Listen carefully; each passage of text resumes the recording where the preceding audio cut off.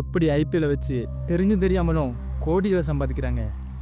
சின்ன சின்ன பசங்கள்ல இருந்து வயசான தாத்தா வரைக்கும் ஐபிஎல் தெரியாத ஆளே இல்லை. என்ன நான் சொல்கிறது, உங்கள் நிறைய பேருக்கு தெரிஞ்சிருக்கும் ஐபிஎல் வெறும் கிரிக்கெட் கேம் மட்டும் இல்லை, அது மிகப்பெரிய ஃபினான்சியல் எம்பையர். அது மட்டும் இல்லாமல் இந்த பிக்கஸ்ட் எமோஷனும் கூட.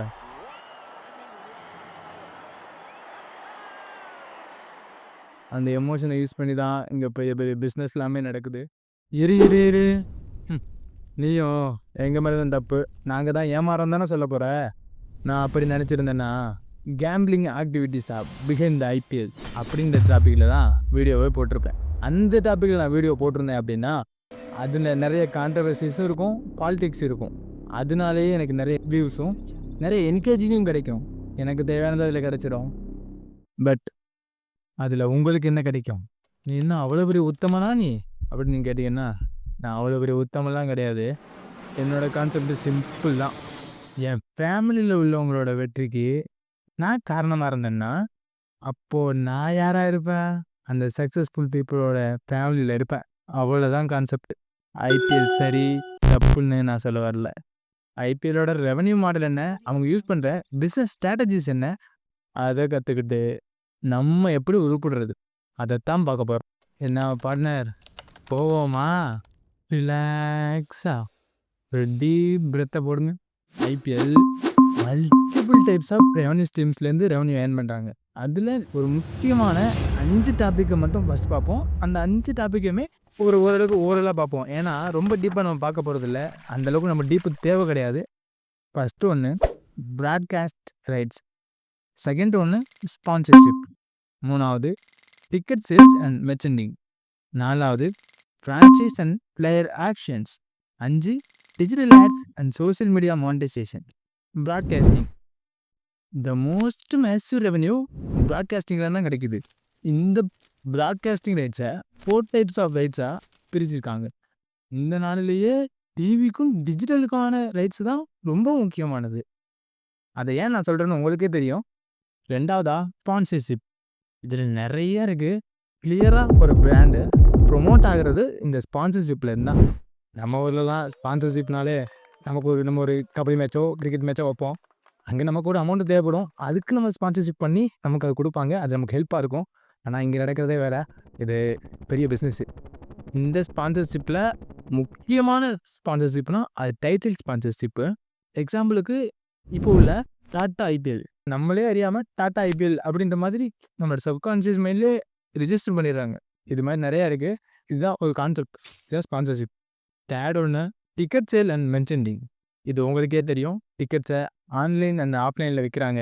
ஆனால் இதில் கூட நம்ம ஒரு விஷயம் கற்றுக்கணும். அந்த டிக்கெட்ஸையே ஜென்ரலு, ப்ரீமியம், விஐபி அப்படின்னு கேட்டகரி பண்ணி வரக்கூடிய ரெவன்யூவே இன்க்ரீஸ் பண்ணுறாங்க. அதுக்கப்புறம் மெர்ச்சண்டிங்கில் பலவிதமான சேட்டையை காட்டி ரெவன்யூ பார்க்குறாங்க. நாலாவது ஃப்ரான்ச்சைஸ் அண்ட் பிளேயர் ஆப்ஷன்.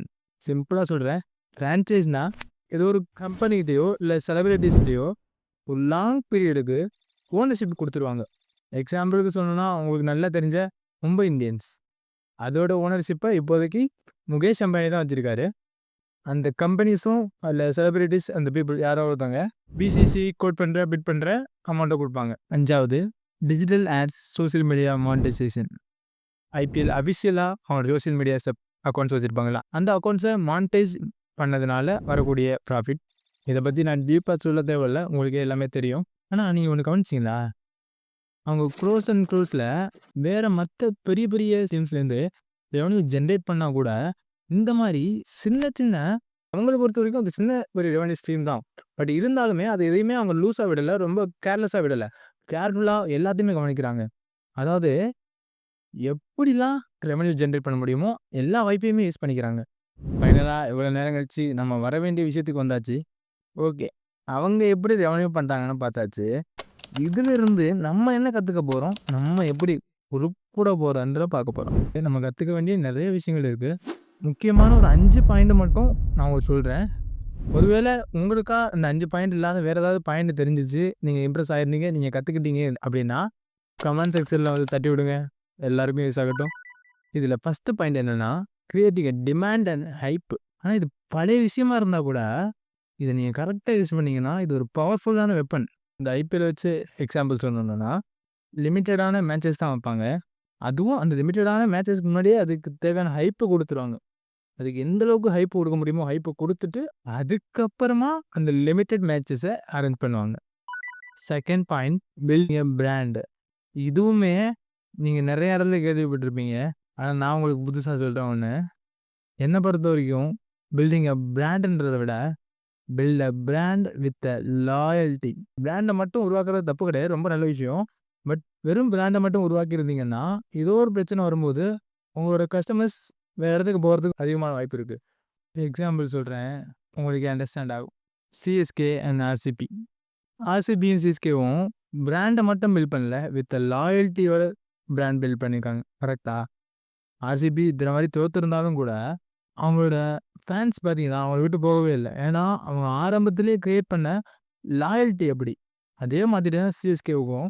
அவங்க தோத்தாலும், ஜெயிச்சாலும், அந்த தோனி அப்படின்ற ஒரே ஒரு பெர்சனுக்காக அவங்க லாயலா இருக்காங்க. ஓகே. அந்த லாயல்ட்டிய அங்க காட்டுறாங்க. இது ஒரு சிம்பிள் மேட்டர் தான். கரெக்ட்டா பாயிண்ட்ட புடிச்சு ஸ்பார்க் அடிச்சிட்டீங்கன்னா, நீங்க தான் மாஸ். 3வது பாயிண்ட்டு இன்ஃப்ளூயன்சர் மார்க்கெட்டிங். இந்த பேர சொன்னாலே சிலருக்கு கோவம் வரலாம். ஏன்னா, இப்போலாம் இன்ஃப்ளூயன்சர் மார்க்கெட்டிங் யூஸ் பண்ணி தப்பு தப்பா நெறைய விஷயங்கள இன்ஃப்ளூயன்ஸ் பண்ணிட்டு இருக்காங்க. இது எவ்வளோ சூப்பர்ன்னு ஒரு எக்ஸாம்பிள ஃபர்ஸ்ட்டு சொல்றேன். அதுக்கப்புறம் நீங்க சொல்லுங்க இது பெஸ்ட்டா, வொர்ஸ்ட்டான்றது. இப்போ நான் பூஸ்ட்ன்னு சொன்ன உடனே, எந்த ஒரு கிரிக்கெட் பெர்சன் உங்களோட மைண்ட்ல வந்தாரு? அப்சல்யூட்லி விராட் இல்லையா? பூஸ்ட்க்கு விளம்பரம் பண்ணுவாப்ல. அது இன்ன வரைக்குமே நமக்கு ஞாபகம் வருது. அப்போ அந்த இன்ஃப்ளூயன்ஸான ஒரு பெர்சன வச்சு அந்த ப்ராடக்ட்ட அவங்க இன்ஃப்ளூயன்ஸ் பண்ணி குடுக்கும்போது, அது நல்ல ப்ராடக்ட், கெட்ட ப்ராடக்ட்ன்றத விட அத நம்மகிட்ட கொண்டு வந்து சேர்த்தாங்க. ஆனா இத வச்சு நீங்க சரியான ஒரு பொருளுக்காக இன்ஃப்ளூயன்ஸ் பண்ணீங்கன்னா, சிறப்பான ஒரு ரிசல்ட்ட உங்களால பார்க்க முடியும். 4த் பாயிண்ட் ஃபிரான்சைசிங். ஃபிரான்சைசிங்க்கு சிம்பிளா ஒரு ஃபார்முலா சொல்லணும்னா, low operation higher brand value. இங்க ஐபிஎல்ல எக்ஸாம்பிளுக்கு சொல்லணும்னா, டீம்ஸ டெம்பரவரியா அந்த டீம்ஸ ஹேண்டில் பண்ண தகுதி உள்ள ஒருத்தர்கிட்ட அந்த டீம்ஸ மெயின்டெயின் பண்றதுக்கான பொறுப்பு ஒப்படைக்கிறது. இதுல சின்ன டிராபேக்கும் இருக்கு. சின்ன டிராபேக்ன்னு சொல்ல முடியாது. தப்பா போனா அது பெரிய டிராபேக்கா கூட முடியும். நீங்க சூஸ் பண்ற பார்ட்னர் உங்கள மாரியே நல்ல ஒரு மைண்ட் செட் உள்ள, ஸ்கில் உள்ள பெர்சனா இருந்தா நோ ப்ராப்ளம். இன்கேஸ் அந்த மாரி இல்லாத ஒரு பெர்சனா இருந்தா, உங்களோட மொத்த பிராண்ட் வேல்யூமே கொலாப்ஸ் ஆகுறதுக்கு வாய்ப்பு இருக்கு. எல்லாத்துலயுமே பிளஸ், மைனஸ் இருக்கு. பிளஸ் எது, மைனஸ் எதுன்னு தெரிஞ்சுக்கணும். தெரிஞ்சுட்டு கவனமா மூவ் பண்ணா சக்சஸ் தான். 5வது ஒரு பாயிண்ட் சொல்றேன். கப்பலோட ஸ்டீரிங் பார்த்துருக்கீங்களா? சின்னதா தான் இருக்கும். உள்ள மெக்கானிக்கல் பெருசா இருக்கும் சிஸ்டம். பட் ஆனா நம்ம ஹேண்டில் பண்ற ஸ்டீரிங் சின்னதா தான் இருக்கும். அது அவ்வளோ பெரிய கப்பல திருப்புறதுக்கு யூஸ் ஆகுறது அந்த சின்ன ஸ்டீரிங் தான். அதே மாதிரி ஒரு சின்ன பாயிண்ட் யூஸ் பண்றேன். இத கரெக்ட்டா கேளுங்க. அத நீங்க மட்டும் கரெக்ட்டா யூஸ் பண்ணிட்டீங்க அப்படின்னா, உங்க கப்பல் அடைய வேண்டிய சரியான டெஸ்டினேஷன உங்களால அடைய முடியும். அந்த பாயிண்ட் என்னன்னா, understand have multiple income streams work. நான் முதல்ல சொன்ன மாரி தான். இது ஒரு சின்ன விஷயமா தான் இருக்கும். இத நீங்க கேள்விப்படாத இடமே இருக்காது எனக்கு தெரிஞ்சு. நீங்க இந்த வீடியோ பார்க்குறீங்கன்னா, ஃபினான்ஸ் ரிலேட்டடா உங்களுக்கு ஆர்வம் இருக்கு. ஸோ, இது சம்மந்தமா கேட்டிருப்பீங்க. ஆனா இத மட்டும் சரியா நீங்க யூஸ் பண்ணிட்டீங்க அப்படின்னா, நீங்க போ வேண்டிய டெஸ்டினேஷன சரியா உங்களால அச்சீவ் பண்ண முடியும். நான் சொன்ன எல்லாத்தையுமே எல்லாருமே செய்யணும் அப்படின்னு எந்த கட்டாயமும் கிடையாது. உங்களுக்கு எது சூட் ஆகுதோ, உங்களுக்கு எது சரின்னு படுதோ, அத செய்யுங்க. ஆனா எதையாவது செய்யுங்க. Please just do. நம்மளோட நேரத்தையும், பணத்தையும் எங்க செலவு பண்றோம், எப்படி செலவு பண்றோம்ன்றது ரொம்ப முக்கியம். 2மே இருக்கும்போது அரும தெரியாது. போனதுக்கு அப்புறம் தான் கவலைப்படுவோம். இது சரி, இது தப்பு, இத பண்ணுங்க, இத பண்ணக்கூடாது. இது இப்படி எதையும் நான் சொல்லப் போறதில்ல. Choice is yours. அப்புறம் என்னோட சேனல ஞாபகம் வச்சுக்கோங்க. நிச்சயமா தேவைப்படுவேன். பிடிச்சிருந்தா சப்போர்ட் பண்ணுங்கப்பா. ஒருவேளை பிடிக்கலனா, உங்களுக்கு பிடிச்ச மாரி எப்படி பண்ணணும்னு கொஞ்சம் சொல்லித்தாங்க. Okay, this end of the video. மீண்டும் சந்திப்போம். டாட்டா, பாய் பாய். அப்புறம் ஒரு முக்கியமான விஷயம். என்னை சப்ஸ்கிரைப் பண்ணி சப்போர்ட் பண்ற அனைத்து நல்ல உள்ளங்களுக்கும் நன்றிகள்.